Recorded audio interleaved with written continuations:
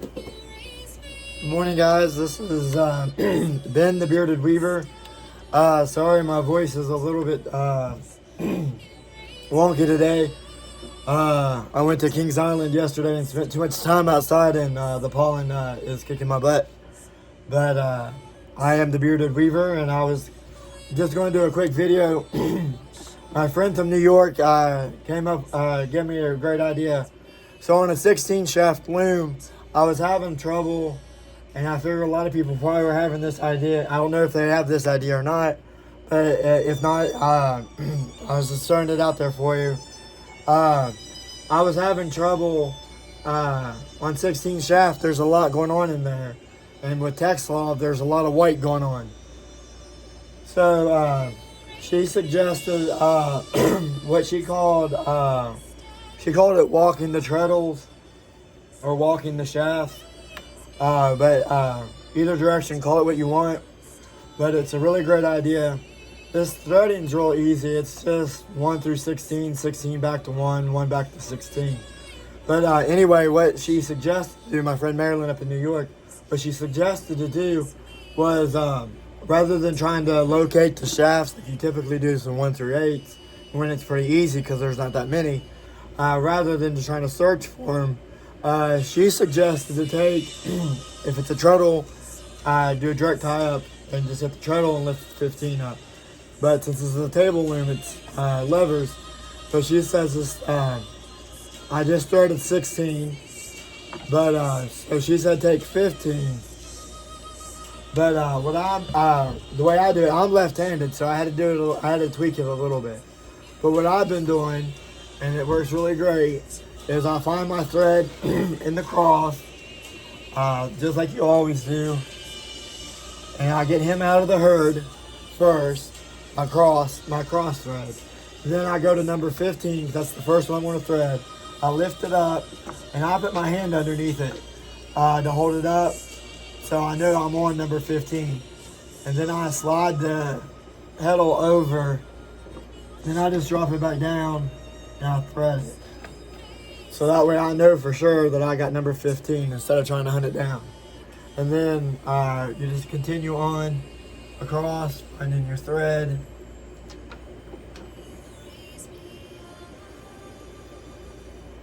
You can even do it while it's lifted if you want, to make sure you don't lose it. It's just my height, I'm a little bit too tall and I can't really see the eye of the heddle, so I have to drop it down. But just bear with me. I'm going to thread 15 to 1, and then I'm going to show you how to check yourself. Any type of pattern, you want to check yourself. The typical rule of thumb is 10 to 12 is the recommendations. Go back and walk through and make sure that your threading's correct, so you can try to avoid threading errors. It's a lot easier to fix now than later. I mean, just about anything in weaving's fixable, either undoing and just redoing it, or repair heddles. I mean, there's a lot of options to fix it. But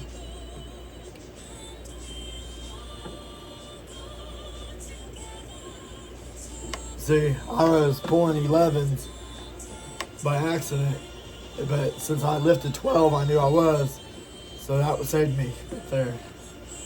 So I made full 12s instead of 11s. I will say on Ashford, the front castle has a lip that's 1.5 inches down, and if you're not careful, I have to get used to it. It has busted my knuckles. I don't know if you can see that or not, but it has busted both of my front knuckles this morning while I've been weaving this loom. So, and for some reason, I have yet to remember that it's there.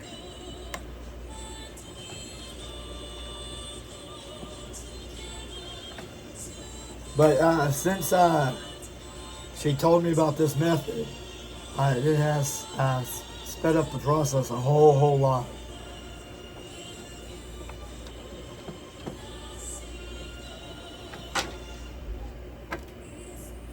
See, I just hit that knuckle on that lip. That's nuts.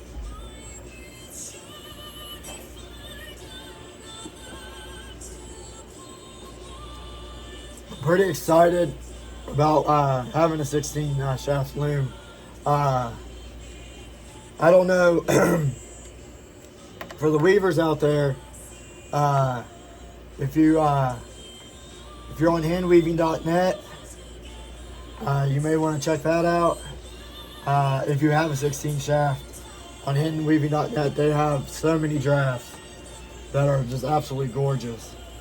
And if you're not on handweaving.net, you definitely might want to check it out. They have drafts anywhere from two shaft up to from 2 shaft all the way up to I've seen them up to 24. They probably have even more. I haven't ever looked because I don't have anything more than a 16. But they have search features on there that you can, like, if you only have a 4 shaft loom, you can minimize your search just to 4 shaft drafts, which is a really cool feature. You do pay a yearly fee. It's not too much, but it helps support the website. And there's constantly new drafts being added to it. So definitely check that out if you are not a member of it yet or haven't heard of it yet. Definitely check it out. It's absolutely awesome. It's a great resource. Currently, my cross is being a little bit complicated because somehow it got behind the rattle, and when it got behind the rattle, I had to move it in front of the rattle so I could keep it. And somehow the one up, one down did not work anymore. It's in bundles. But I'm still able to find my cross. It's just taking me a little longer. But I'm almost across here.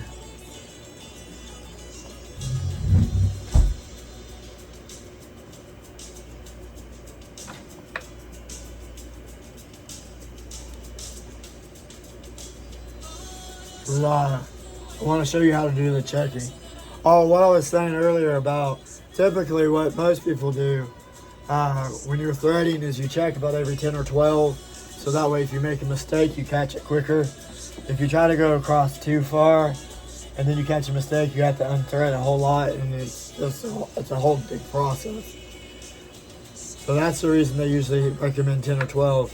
I'm being a little crazy, and I'm actually going through a whole repeat. I'm going from 15 down to 1 before I check. I mean, just because it finishes 1 repeat. And if you see me grabbing the scissors, I'm cutting these text off. I feel a little weird doing that because I was always taught not to.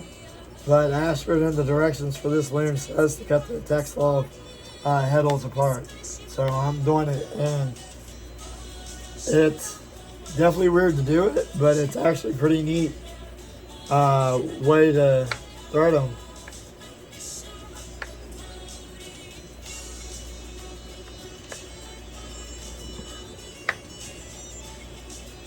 And see, that method also works because that way I couldn't remember which shaft I was on, and I was able to walk it back until I found out that I was on 6.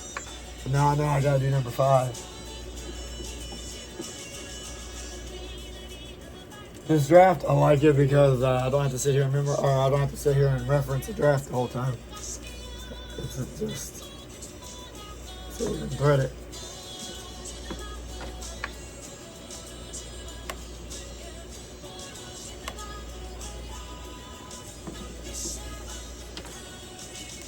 I like text love heddles. I love the sound of metal heddles. Some people do not, but I absolutely love the song of the loom. I love listening to the shafts falling. I love listening to the treadles. I just absolutely, everything about the song of the loom, I absolutely have always loved. It's just absolutely magical and amazing to me. So, that's, to me, is about the biggest downside to text love is they are very quiet. You don't have that ching-ching sound that you get with metal. But some positives with Texlov, and the reason a lot of people like Texlov heddles is they're not as abrasive on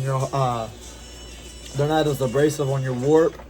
So if you're doing like tinsel that likes to really fuzz up and stuff, definitely with abrasive heddles, Texlov is definitely a way to go. I'm getting ready to do the Monarch, the Monarch shawl from Handwoven spring issue, I think 24. I'll definitely be doing a video when I get it started. The warp is going to be interesting. I may do a video on the warp because it's definitely going to be interesting. You change colors about so the warp, you do like 3 blacks and you change it to white 1 time, then you change it back to black for 3 times, and you change it to like a gold color for 2 times. So there's going to be a lot of color changes. So I may do a video to show that, because that's going to be pretty interesting. And then I'll show it going on the loom. But anyway, what I was going to say about the Monarch, is I'm going to put it on my Lurette David loom that's going to be here soon. Because it has Texlov heddles. Because it's going to be a tinsel warp. And it'll be a lot easier than Tank would be, who has the metal heddles on the warp. But I have to make a total of 8 of those shawls. I'm doing 4 in an orange base, and then I'm doing 4 in a purple teal base. Alright, one more. I've just finished 2, now I'm doing 1. And then for the next threading, it'll be 2 back to 16.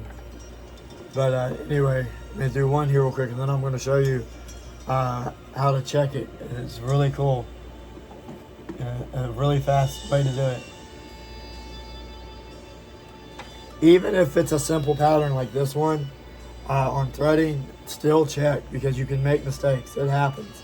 I've caught myself a couple times. I've put 2 on 14 or 2 on 3 or something like that. It is very simple to do, even no matter what you do. But anyway, you spread them out a little bit so you can see what you're doing. As you can see, these 2 bundles are already done, and then I just put a half knot in it, just so that way if something was to happen back there, it would not pull back through the heddles. And then on those, I just slide them out of my way, because they're done. They've been checked and everything, okay? And then the ones I'm getting ready to check, spread them out a little bit so you can see what you're doing. You don't want them all clustered up, alright? Spread them out a little bit. And then, now you can see everybody. And then quite literally what you do, we started on 15. So hold them at tension a little bit. Then 15. So that one's right. So hold it at tension, like spread them out and hold them at tension a little bit. Then 15. That one's right. 14. That one's right. 13's right. 12 is right. 11's right. And you just walk it all the way down and make sure it's right. As you erase each one, there should be a thread in that one. And if not, or if you raise 6 and you see 2 threads, you know you made a mistake, so you need to fix it. But then you just walk it down, all the way down, all the way to 1. There was no mistakes. So that's a perfect thing. So you try to untangle it a little bit, because threads like to tangle. And then you just put a half knot in it, and there you go. And then these ones would just slide over, meet your friends, and there's some more threads done. And then you just finish the rest of the 400, the rest of the 480 threads. And then you put your floating salvages on, and it'll be ready to weave. Thanks for watching, and I hope you have a great day. Oh, before we go, I was just going to show you this. This is going to be the weft that I mentioned yesterday, that blue color. It's really hard to match, but it's like a royal blue, but just not as bright. But it matches the kitchen that they're going into perfectly. Again, this is an Aurora Earth cotton cloud yarn. So very excited about using it, and cannot wait to see what the fabric looks like. Have a great day. If you like the video, like and subscribe, please. Have a great day.